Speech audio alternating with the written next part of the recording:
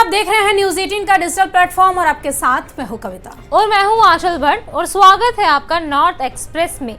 एक ऐसा डिजिटल सफर जो आपको लेकर चलता है उत्तर भारत के सबसे संवेदनशील, खूबसूरत और चर्चा में रहने वाले इलाकों की खास खबरों की ओर।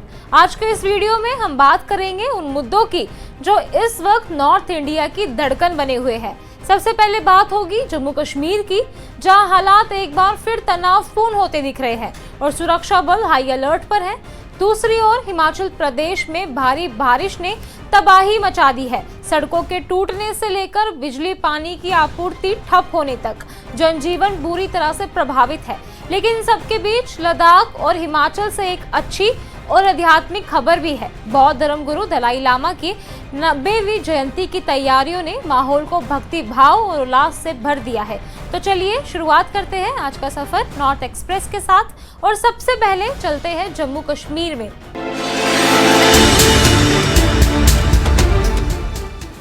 जम्मू कश्मीर के किश्तवाड़ जिले में 2 जुलाई की रात करीब 8 बजे पुलिस, सेना और सीआरपीएफ ने संयुक्त रूप से छात्रू क्षेत्र में अभियान चलाया। इस मौके पर जैसे ही सुरक्षा बल इलाके में पहुंचे, वहां पे आतंकियों ने फायरिंग शुरू कर दी, जिससे मुठभेड़ शुरू हो गई। शुरुआती जानकारी के अनुसार 2 से 3 आतंकी जैश ए मोहम्मद से जुड़े हो सकते हैं। जवाबी कार्रवाई में सुरक्षा बलों ने इलाके को घेर लिया और भारी गोलीबारी देर रात तक चली। ऑपरेशन को तेज करने के लिए अतिरिक्त सुरक्षा बलों की तैनाती की गई है, जो स्थिति पर नजर रखे हुए हैं। वहीं कठुआ जिले के बिलावर इलाके में सुरक्षा बलों को आतंकियों की छिपने की गुप्त जानकारी मिली। इसके बाद सेना और पुलिस ने इलाके की पूरी घेराबंदी कर दी और आज सुबह से ही एक बड़े एंटी टेरर ऑपरेशन की शुरुआत की। जैसे ही तलाशी दल आगे बढ़ा, फायरिंग शुरू हो गई और दोनों ओर से गोलीबारी जारी है। हमला इतने बड़े स्तर पर किया गया कि इलाके में तनाव का माहौल बन गया है और सुरक्षा बलों ने ग्रामीण रास्तों को भी पूरी तरह से बंद कर रखा है। दोनों जगहों पर मुठभेड़ जारी है और अभी तक आतंकियों के मरने या पकड़ने जाने की कोई पुष्टि नहीं हुई है। सुरक्षा बल लगातार इलाके की कमान संभाले हुए है और ऑपरेशन शाम से लेकर रात तक जारी रहा है।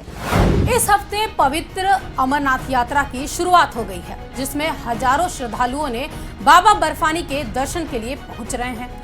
हर साल की तरह इस साल भी यात्रा को लेकर भक्तों में भारी उत्साह देखने को मिल रहा है। गुरुवार सुबह बाबा अमरनाथ की पहली आरती की गई, जिसके साथ ही यात्रा की विधिवत शुरुआत हुई। यात्रा से पहले श्रद्धालुओं ने हर हर महादेव और बम बम भोले के जयकारों के साथ गुफा की ओर रवाना हुए। पहला जत्था बालताल और नुनवार बेस कैंप से रवाना हुआ। यात्रा को सुचारू और सुरक्षित रूप से चलाने के लिए प्रशासन की ओर से कड़े इंतजाम किए गए हैं। बुधवार को यात्रा का पहला जत्था जम्मू कश्मीर के भगवती नगर से रवाना हुआ, जहां जम्मू कश्मीर के उपराज्यपाल मनोज सिन्हा ने इस जत्थे को हरी झंडी दिखाकर रवाना किया। इससे पहले जत्थे में कुल 5892 श्रद्धालु शामिल थे। यात्रा का संचालन इस बार दोनों रूटों से पहलगाम और बालटाल से किया जा रहा है। कुल लगभग 38 दिनों तक चलने वाली ये यात्रा 9 अगस्त को रक्षाबंधन के पावन आस्था के दिन संपन्न हो जाएगी। वहीं अमरनाथ यात्रा 2025 की शुरुआत श्रद्धालुओं के भारी उत्साह के साथ हुई, लेकिन यात्रा के पहले ही सप्ताह में एक दुखद हादसे की खबर भी सामने आई। जम्मू कश्मीर के रामबन जिले में यात्रियों के 5 बसों के आपस में टकराने से 36 श्रद्धालु घायल हो गए। यह हादसा रामबन के चंद्रकोट क्षेत्र में स्थित एक लंगर साइट के पास हुआ था। बताया जा रहा है कि अमरनाथ यात्रियों का काफिला जैसे ही चंद्रकोट पहुंचा, अचानक एक बस का ब्रेक फेल हो गया। इसके चलते पीछे से आ रही अन्य 4 बसें भी एक के बाद एक आपस में टकरा गईं।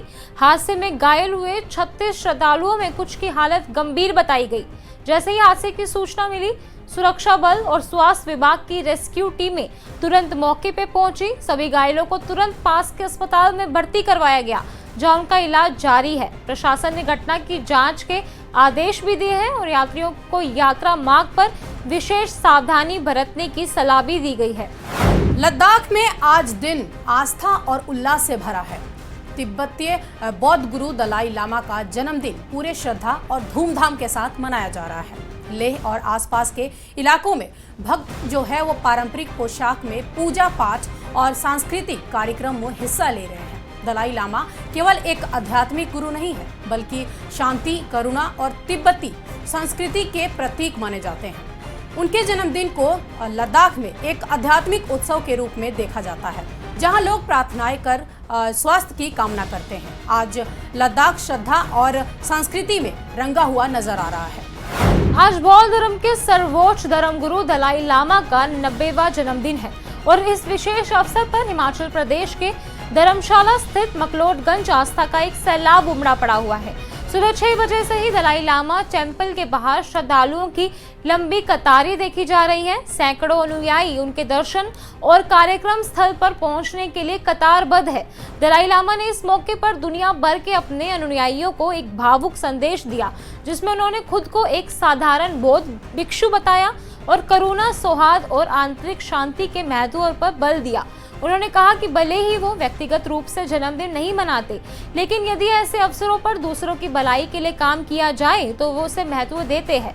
इस कार्यक्रम में सुरक्षा के पुख्ता इंतजाम किए गए। पूरे क्षेत्र में सुरक्षा कर्मियों की तैनाती की गई ताकि समारोह शांतिपूर्वक संपन्न हो सके। प्रधानमंत्री नरेंद्र मोदी ने भी दलाई लामा को जन्मदिन की शुभकामनाएं दी। उन्होंने उन्हें प्रेम, करुणा और धैर्य का प्रतीक बताया और उनके अच्छे स्वास्थ्य और दीर्घायु की कामना भी की। चलिए आपको लेके चलते हैं हिमाचल प्रदेश में, जहां भारी बारिश और भूस्खलन ने तबाही मचा रखी है। पहाड़ी इलाकों में बाढ़, मकान ढहने और सड़कें टूटने जैसी घटनाएं जो है जनजीवन अस्त व्यस्त कर दिया है। अब तक राज्य में लगभग 72 लोगों की जानें जा चुकी हैं, जबकि दर्जनों लोग लापता हैं। बिजली और पानी की आपूर्ति जो है बाधित हो गई है। जान माल का भारी नुकसान हुआ है और सरकार राहत और बचाव कार्य में जुटी हुई है। आइए विस्तार से जानते हैं ताजा हालातों को और चलते हैं हिमाचल प्रदेश में। हिमाचल में इस बार मौत की बारिश हो रही है। हिमाचल प्रदेश में हाल ही में हुए भारी बारिश ने राज्य में भीषण तबाही मचा दी है। लगातार हो रही बारिश के कारण भूस्खलन, बाढ़ और मकानों के गिरने की घटनाएं सामने आ रही हैं। अब तक कुल 74 लोगों की मौत हो चुकी है और 37 लोग अभी भी लापता है। सबसे ज्यादा प्रभावित मंडी जिला रहा है, जहां 20 लोगों की जान गई है और 31 लोग लापता है। राज्य को इस आपदा से बड़ा आर्थिक नुकसान भी हुआ है। लोक निर्माण विभाग और जल शक्ति विभाग को 541 करोड़ रुपए से ज्यादा का नुकसान पहुंचा है। मवेशियों और पोल्ट्री उद्योग को भारी झटका लगा है। अब तक 241 मवेशियों की मौत हो चुकी है, जबकि 10,000 से ज्यादा पोल्ट्री पक्षी मारे जा चुके हैं। राज्य की बुनियादी सुविधा पूरी तरह से प्रभावित हुई है। 261 सड़कों पर आवाजाही जो है वो बंद की गई है, जिससे कई इलाके बाकी राज्य के से कट गए हैं। 300 से ज्यादा ट्रांसफार्मर जो है वो खराब हो चुके हैं, जिससे बिजली आपूर्ति बाधित हुई है। इसके अलावा जलापूर्ति की 176 योजनाएं जो है वो ठप हो गई हैं, जिससे लोगों को पानी पीने की दिक्कत हो रही है। सरकार राहत और बचाव कार्य में जुटी हुई है, लेकिन खराब मौसम के कारण काम होने में उसमें काफी ज्यादा बाधाएं हो रही हैं। वहीं हिमाचल में जनता की तबाही के बीच राजनीति का तापमान भी तेज हो गया है। मंडी लोकसभा सीट से सांसद कंगना रनौत की आपदा प्रभावित इलाकों में मौजूदगी को लेकर सवाल उठे और अब उन्होंने इस पर सफाई भी दी है। कंगना ने अपने सोशल मीडिया पोस्ट में बताया कि वे सैराज और मंडी के अन्य प्रभावित इलाकों में जाने की कोशिश कर रही थी, लेकिन पूर्व मुख्यमंत्री और नेता प्रतिपक्ष जयराम ठाकुर ने संपर्क बहाल न होने तक प्रतीक्षा करने और सुरक्षा की दृष्टि से अभी न जाने की सलाह दी। इस बयान ने उनके खिलाफ तीखी प्रतिक्रियाओं का भी जन्म दिया। कई समर्थक और राजनीतिक विरोधियों का मानना है कि सांसद को आपदा की घड़ी में धरातल पर जाना चाहिए था, जबकि विपक्ष के नेता ने साफ कहा कि जो सच में चिंता नहीं रखते उनके बारे में कोई चर्चा नहीं करना चाहेंगे। ये विवाद सोशल मीडिया तक पहुंच गया और इसके कई लोग कंगना की उपस्थिति के अभाव को कड़ा मुद्दा बना रहे हैं। कंगना ने इस बीच कहा कि जैसे ही अधिकारी अनुमति देंगे वे धरातल पर लोगों से मिलने के लिए जल्द ही मंडी जाएगी। तो चलिए अब हम आपसे विदा लेते हैं और फिर मिलेंगे अगले हफ्ते। तब तक देखते रहिए न्यूज़ 18 का डिजिटल प्लेटफॉर्म और आपके साथ मैं हूं कविता और मैं हूं आशीष भट्ट। नमस्कार। नमस्कार।